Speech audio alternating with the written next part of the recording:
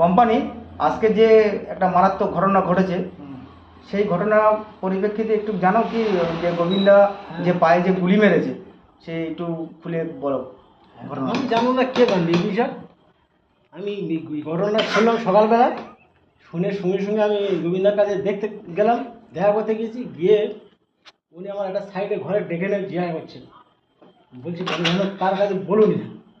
বিষয়টা হলো, আমার মোটে আর বই চলছে না, কোনো শুটিং হচ্ছে না, সংসার চালাতে পারছি না, আচ্ছা। টাকা পয়সা কিচ্ছু নেই হাতে, কি করব। ওই প্ল্যান করে এক জায়গায় একজন বাড়ি চুরি করতে গেছিলাম। চুরি করতে গিয়ে পেরিয়ে আসার সময় সে লোকজন ধরে ফেলছে কী করবো দেখে শুনে।